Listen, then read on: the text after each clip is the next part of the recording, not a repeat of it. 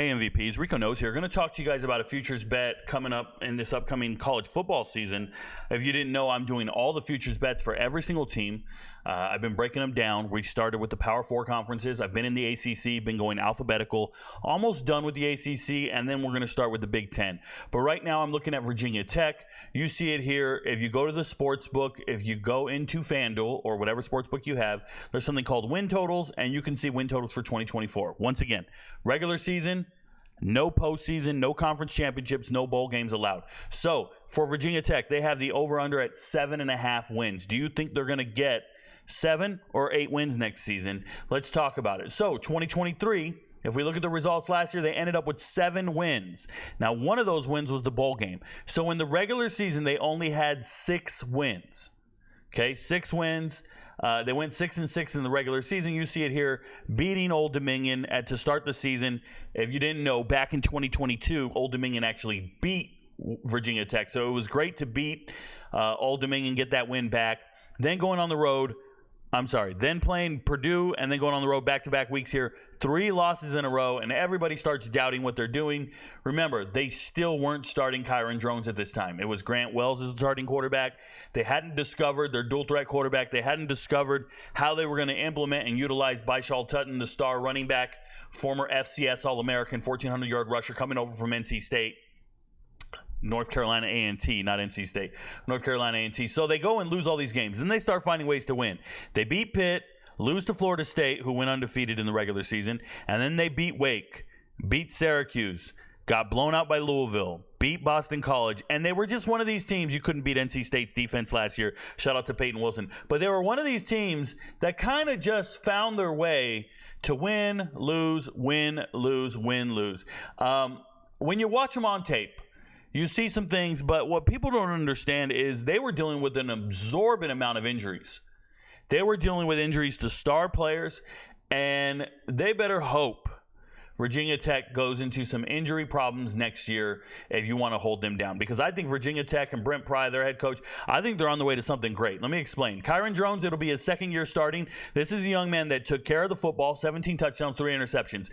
Really, really good decision-making. He's obviously a threat to run the ball. If you haven't seen him run, he's great. And he doesn't complete a lot of passes. It's 58%. It's not great. But, man, if a guy's open, he's going to hit him. A lot of these drop passes or a lot of the lack of communication was because the receiver core was very rotational. There was a lot of people out, and you didn't know who was going to be the receivers during the games. But you knew who the running back is. Byshal Tutton did show up. Like I said, former All-American, transferring in from North Carolina A&T. He goes and rushes for 863 yards. They don't use him too much, but just enough. 5 yards a carry, 10 touchdowns. And you see Kyron Drones also throwing in 800 yards rushing. Shout out to Malachi Thomas. This has always been a quality running back. He's going to do these numbers. He's going to be the second running back, second fiddle. Malachi Thomas is not a bad running back. Straight out of Georgia. Been around for 3 years. And every single year since 2021, he's had about 300 or 400 yards rushing. He's quality. This is good up front. So I'm cool with this. Bryce Duke hit the transfer portal. He's not here anymore. And there's really no one else to talk about that's actually of significance or at least that'll impact the win-loss total, okay? When you look at the receivers, DeQuan Felton is him. That's a transfer coming in. Shout out to DeQuan Felton.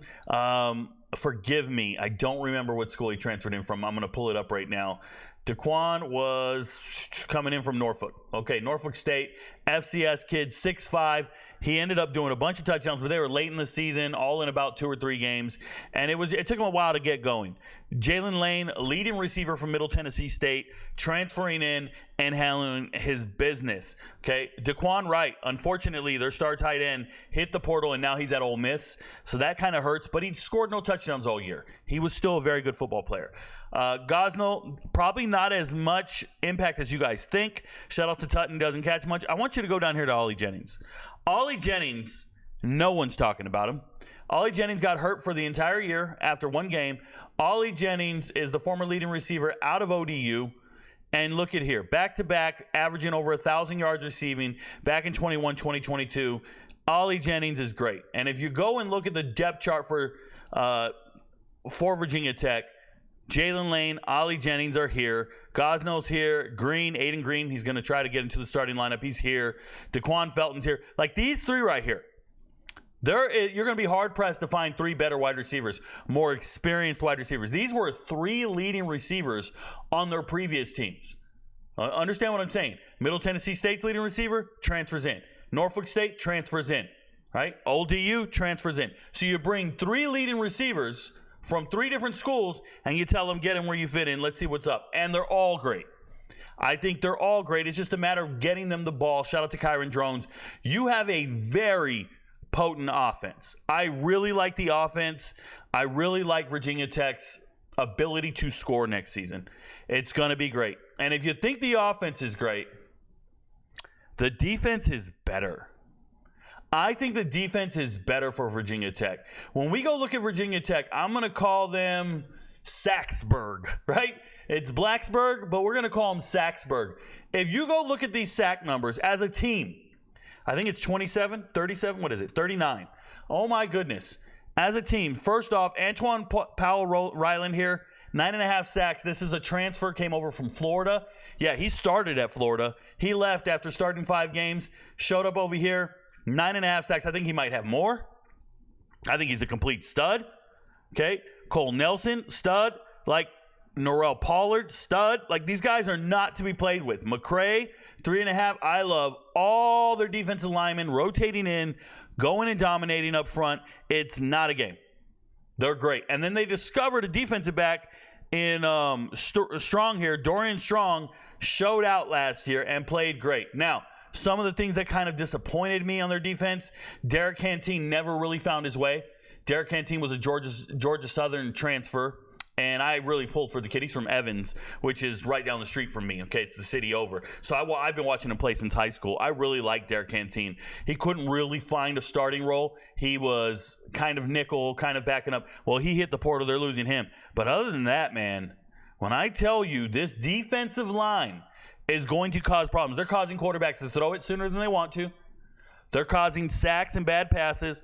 The defensive line is going to be a problem. The front seven at Virginia Tech will be real next season. I really believe in them. So looking at their front seven over here, all studs. There's not a single weak link that I see anywhere on here. They don't even have the transfers in here yet.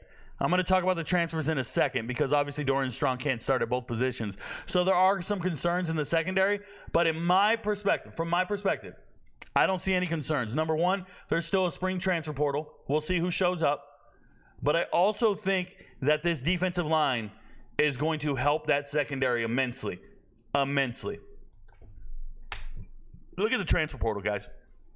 They know they don't need players. They're not even trying to sign. They've only signed 4 guys. They're not struggling. Kevin Gilliam coming back home. This is a former 4-star kid. Defensive lineman, 300 pounds. Just another big boy up front. You can never have enough big boys. This man, he's from, I think, Highland Springs. He's from Virginia, coming back home. Getting back with all his old teammates, old high school teammates. There's about 4 or 5 guys from his high school on the team. Former 4-star, couldn't get in rotation at Oklahoma. He'll be in the rotation here. Montavious Cunningham, late qualifier coming out of high school. Shout out to COVID for not allowing him to take visits and things. This is a kid who went to Georgia State, became a starter. I believe he's moving from tackle to guard because he's trying to work on his NFL pedigree. He will compete for a starting position. If anything, he's just great depth. But this is a 2-year starter out of Georgia State. Very good player. I like him. His high school tape looked great. I watched everybody's huddle tape. If you're in the transfer portal, I watched your huddle tape. Shout out to him. He looked great on tape. Elite. Go watch the tape. I'm not kidding. Go find it. Aeneas Peoples got better every single year at Duke. He's a bona fide leader. This is a guy who had, I think, 5 sacks this year. Duke's going to miss him. And Virginia Tech just got another sack master in their front seven. It's insane how many sacks Virginia Tech's about to get next year. I think they're going to average 3 to 4 sacks every single game. I'm not joking. From what I can see, the players they have, the front seven for Virginia Tech looks like a front seven from the late 90s. Shout out to them when they were winning the Big East. And then we got Sam Brumfield. And how they identified Sam Brumfield from the transfer portal is pretty neat. Virginia Tech wanted to increase their turnovers. They wanted to increase how they get the ball. And they started studying group of 5 teams. And 2 years ago, MTSU, Middle Tennessee State, led the country in turnovers, defensive turnovers. They had a corner. He was Patterson, DeCorian Patterson. He ended up going to UCF, and now he's in the NFL draft. But they had a bunch of players that were getting a bunch of turnovers. So Virginia Tech's watching tape on another college to see what they do. What are their tendencies? How do they do things? And when they watch the tape on Middle Tennessee State, they see Sam Brumfield, and they go, wow, that's a hell of a linebacker. He's doing them peanut punches. He's forcing fumbles. He's getting tackles. That guy's everywhere. He's doing something great. So this past season, Sam Brumfield leads Middle Tennessee State in tackles. I think he had like 83 of them. And he goes and hits the portal. He had over 3 sacks himself. Hits the portal. He will be starting at linebacker for Virginia Tech. Once again, another great addition for their front seven. Virginia Tech's front seven is better than their wide receivers and running backs. And I love all their skill position players. Sam Brumfield is him. Shout out to them. Now, who do they lose in the transfer portal? Nobody really. A fourth-string running back. Obviously, I like Derek Canteen. Seeing Lofton go to Oklahoma State. You know, just nothing too crazy. Bryce Duke, another backup running back. The only guy of significance is right here. Daquan Wright, starting tight end, going to Ole Miss. But like I said, last season, 20-something receptions, 0 touchdowns. Does he really impact your win-loss total? So this whole video is about Virginia Tech's win-loss total for next season. I can see them beating Vanderbilt on the road. It's going to be tough, but I think they can do it. I love Vanderbilt. I love what Vanderbilt's doing. They're going to show up with Diego Pavia at quarterback. They're going to show up with some players, but I think losing all the receiving core is going to be problematic for them. I don't like the way they match up with Virginia Tech. I hope Virginia Tech finds a way to win that game. I can see it happening. So give me Virginia Tech to win. They're going to beat Marshall. They're going to go on the road and beat Old Dominion. They're now 3-0. I don't see Kaliak Manis, the quarterback, the new quarterback, the transfer from Minnesota, handling this front seven very well. I don't.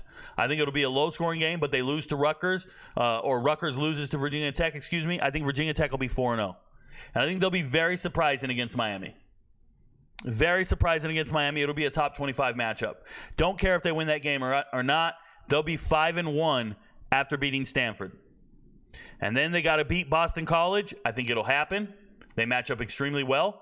Boston College's entire offense is a dual threat quarterback, running the rock. You're trying to run into that front seven. I don't see it.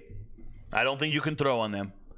So give me 6-1 at this point. Losing to Georgia Tech. I believe Georgia Tech is much better, and that's just me being real. I love Georgia Tech. I think they can beat Syracuse, lose to Clemson.